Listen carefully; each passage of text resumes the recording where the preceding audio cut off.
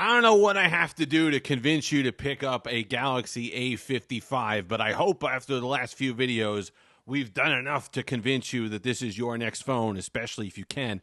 T-Mobile, certain carriers here in the United States, not Verizon or AT&T. Link in the description does help the channel on Amazon. And here's the thing we talked about, right? Here's the thing that got us excited. Unlike other phones that are competing and all the rest of it, this you can now get on Amazon for $419. $419 for this phone, which is absolutely phenomenal. And I understand now, while it's not really released in the United States, because it would make the S23 FE look stupid. That's why. This is just a great device. You got the aluminum frame, you got the Gorilla Glass Victus front glass, you got the flat display, you got the Super AMOLED, 120 hertz, 1080p, but it looks gorgeous. If you're not, it's not as saturated as other Samsung panels, but it still looks great, and your content looks phenomenal on it. The Exynos 1480 is snappy as can be. I've had no problems, and you go back through the comments of the other videos, and this is the same thing for the A54 last year, and it's the same thing you're seeing for the A55 this year.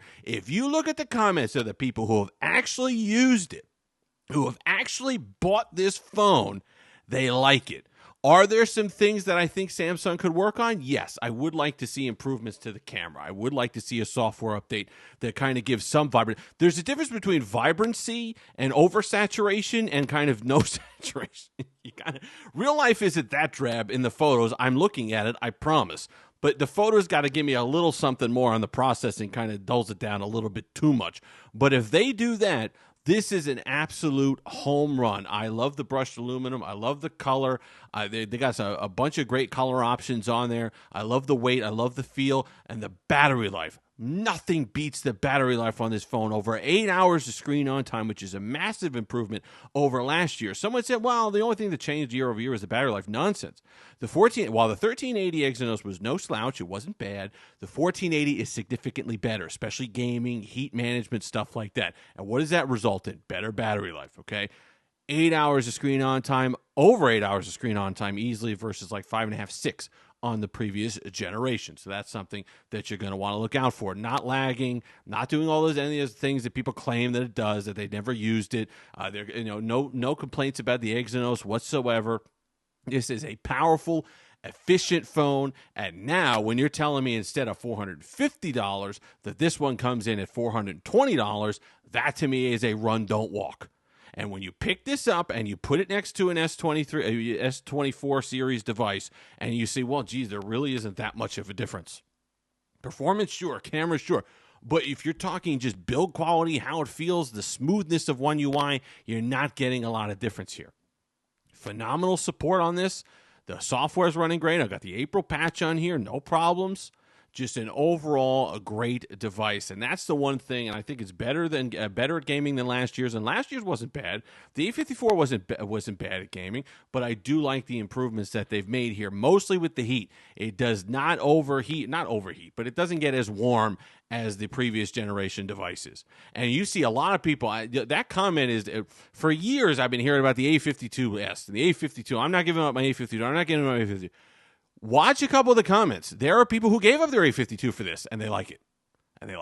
It's not a Snapdragon in it. It's an Exynos, but they like it. If you're being honest with yourself, this is a phenomenal phone to be using.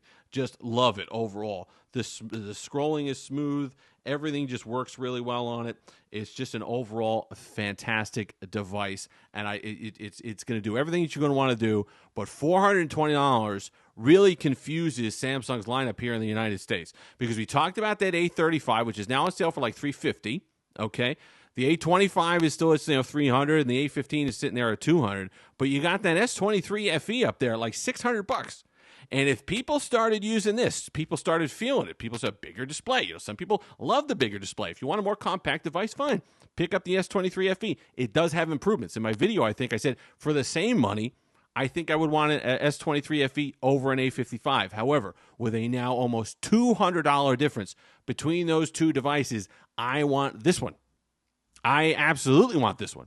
This one competes for some of the best mid-range phones of the year at that price. And unless you're on T-Mobile or something like that, you're not going to be able to use it, which is unfortunate. And I think a major mistake on the behalf of Samsung, because they didn't want people cannibalizing the S23 FE. They want to be able to put that on sale later in the summer for X amount of dollars off, $500, something like that. Maybe you get it through a carrier or something like that, and you could get a deal on it. But this is the phone that should have come to the United States. Like I said, yes, it has those camera questions, all the rest of it. But when you talk about the upgraded RAM this year, you got 8 gigs of RAM in this thing now. You've got that 120 hertz display, which is very nice, sharp, crisp, and clear. Great for content. There's so many things to like about this. But to me, the deciding factor on this phone is that battery life. Mid-range phones, either when you're dealing with budget mid-range phones, they're either good at one of two things. They're either good at performance or they're excellent on battery life. But the performance is so bad that you really never care about the battery life because they're using such an underpowered chipset that it really doesn't matter. This is a phenomenal sweet spot at $420 of a marriage between the two. You're getting enough power and performance to actually game. You know, you're getting medium settings, you're getting low settings on like something like Genshin, but you're getting decent settings and frames on Call of Duty, PUBG, and all the rest of it. Okay, so you're not getting. Are you getting the AAA title max frames, max settings, or whatever that you get for an S24 Ultra? No, of course not. But you're paying almost $1,000 less. This is $900 less than an S24 Ultra. And I would put the number at maybe 90% of the experience. Is the extra 10% excellent? Yes. Do I like the extra 10%? Yes. Do I think it's worth $900? No. So if you were able to, if you're in a region where you could get this, or you got T-Mobile in the United States and you've picked up an A55, you're winning. I'm sorry, you're winning. That's it. That's it. I love the A54 last year, but I'll tell you what, the A55 is significantly better. And is one of my favorite devices for the year. And it might win device of the year in my mind because of the value that it offers. And that was the thing we talked about. People say, at $450, I could get this, I could get this. Yeah, well, you know what? The difference is, for whatever reason, because they don't do this with a lot of the other products, Samsung is or whoever, the third-party sellers, whoever's on Amazon, are very aggressive with the A55. They were with the A54 and the A53. And I don't know what it is, because a lot of the other devices, the S24 Ultra doesn't get that aggressive sales. The S24, whatever, yeah, there's deals and there's discounts throughout the year, but this is like, you don't need a deal or discount. It's not like a weekend thing. You go on there right now, and probably pretty much for the rest of the year, this is at $420. Another couple months, it'll be at $350. The A-Series 55 seems to fall through the cracks, but you know what? Their loss or their oversight is our gain, because this is a phone that you're going to want to pick up. And whether it's the build is great, it looks right in line with the rest of Samsung devices. Is the Samsung design boring? Yes. But you know what? There's a very little difference between this and a base S24, design-wise. You got the little key island, the little raised thing that they got here.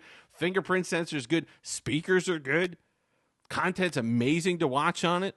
It's an overall just phenomenal device. So if you're a naysayer, if you're somebody who hasn't used it, if you're just somebody who read the spec sheet, like, I don't want that trash, I can get a whatever, blah, blah, blah. They should have put a Snapdragon, blah, blah, blah. Pick one up. And Amazon's got a generous return policy, right? Go ahead, pick one up. See how it is. If you're honest and you're open-minded, you pick up an A55 because your budget's $420, you're gonna enjoy it. And it's a lot better because you're getting a lot better software support for a lot longer on an A55 than you are some of these other mid-range overseas phones that you might pick up. So there's plenty of reasons why people would want an A55, and that's something you should definitely take a look at. If you've made it this far, like, comment, subscribe, all that fun stuff. Until next time, have that Steve-licious day.